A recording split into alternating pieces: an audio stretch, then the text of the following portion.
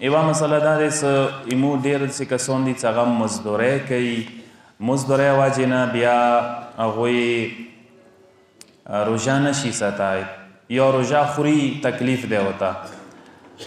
خدای رحم وکړه ایمو جوانانو باندې. بهرحال ځنه جوانان بهر ملکو ته لاړل، مزدورۍ، پیسه، ایجوکیشن، تعلیم هم، خو ځنه کسانو بهر ملکو کې ځنه شیونه هم زده کړل. هغه داسې ځنه ملکو کې داسې دي چې هغوی روژې دوره احترام نه ساتي یا روژه خوري. مثلا زه به صفا مثال در کوم، ایران، عراق کې ځنه ځایو کې شته داسې چې هغه ځای کې کارخانو کې، کمپنیو کې یا نورو ځنه ځایو کې هغه بالاخره اینو والا جوانانو هم دا ته نه زده کړل چې بس چوک روژه خوري تیا خوره.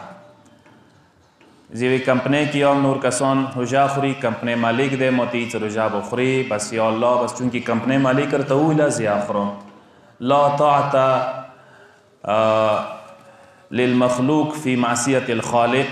چې کله خدای معصیت کیږي ته هغه مخلوق، هغه بنده اطاعت نشي کولی. حتی پلار مور اطاعت به نه کوي چې کوم ځای کې خدای معصیت و ګناه وي. نو ته څنګه یوې کمپنۍ کې مثلا کمپنۍ مالک وجې نه یوه روژه خوري، نو یاد وساته دا روژه ته خوړی نشي، جایزه نه دی درته. څه مزدورۍ وجې نه ته یې چې زه مجبور یم دا روژه زه خورم، ټیک نه دی دا. که ودو خوړه کفاره دی در باندې. 60 یو غلام به زه دی که نه وي، کم از کم 60 دن روژه به ساتي، چې هغه کې 31 دن مسلسل روژه دی. هغه نشي کوی 60 مسکینانو ته به طعام و مړۍ ورکوي. که صحیح دي داسې حکم دی. ځکه خامخا مجبور یې دلته شرع داسې علما داسې مجتهدین داسې یی چې دا کار روژې میاشتې کې بدل کا. کار سخت دی، بل چې ته لاړ شه، بلې کمپنۍ ته بل کار اختیار کا. روژې میاشتې کې هلکه پلکه آسان کار وکړه، تا دا څه کارا وکړي، روژه یا وساتي.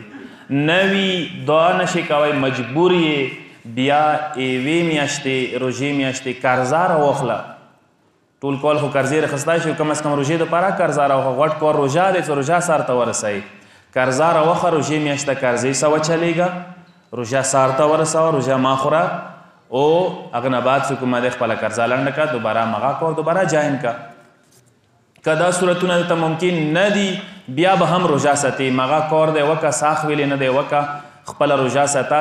کومې ورځې روژې کې تکلیف درته جوړ شو، زحمت زیات شو، مثال کې طور پر روژه سر ته نشو رسوی، هغې ورځې که چیرې الویدې مثال غورځېدې، بیا روژه اجازه ده درته وخوره او بیا یې قضا وکړئ. یو صلوات وسلم محمد